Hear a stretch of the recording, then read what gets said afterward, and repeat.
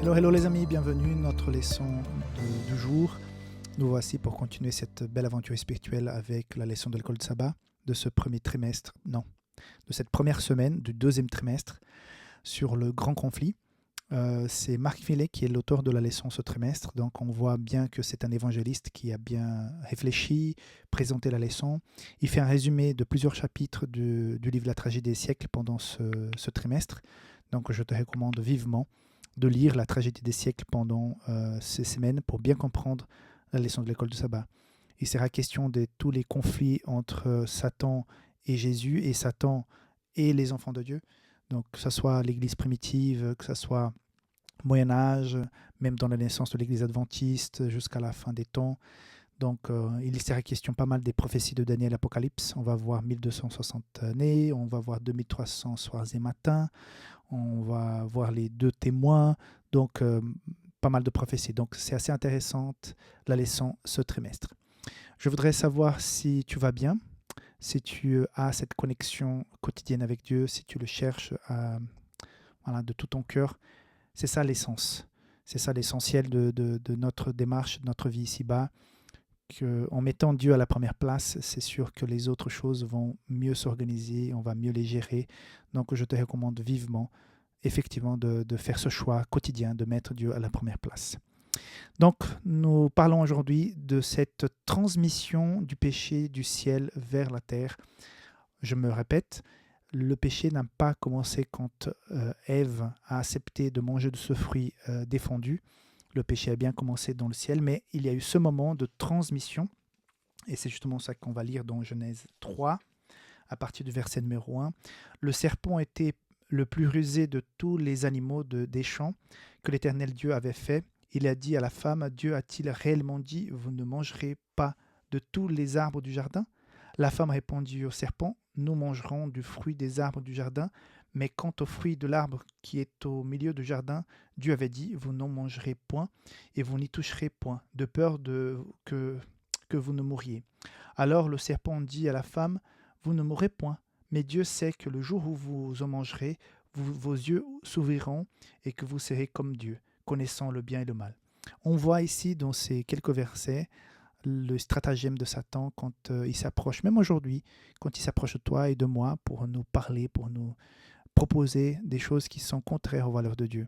Donc il vient jamais face découvert, c'est toujours en voilé qu'il se présente, il se déguise en toutes sortes de choses qui peuvent plus ou moins se justifier et toujours nous proposons d'aller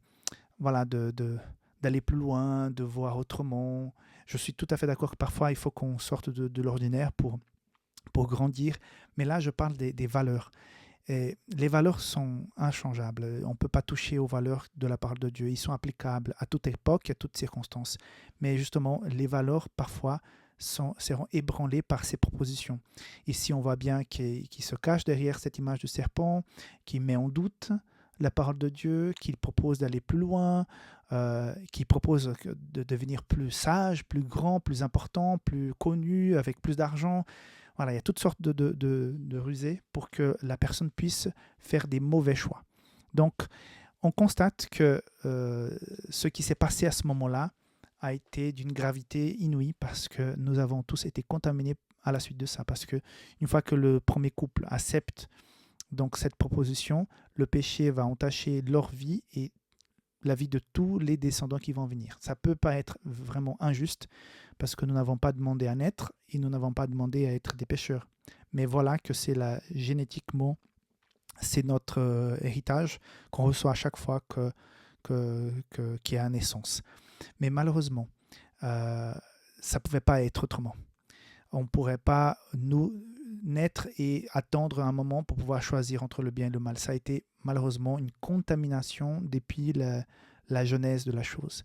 Mais ce qui est intéressant, c'est que nous avons la possibilité de connaître cet appel pour qu'on puisse choisir ce qui est bien, qu'on a l'opportunité de vivre une relation avec Dieu et faire des bons choix et de vivre selon ses valeurs pour qu'à la fin, on puisse vivre effectivement la vraie vie que Dieu avait planifiée pour nous. Parce que ce que nous avions en Éden avant l'entrée du péché, c'est ce que Dieu prépare pour nous une fois que la terre sera purifiée. Donc, on va revenir à ce stade. Donc, c'est comme ça. On ne peut pas faire autrement. Nous sommes nés avec cet héritage.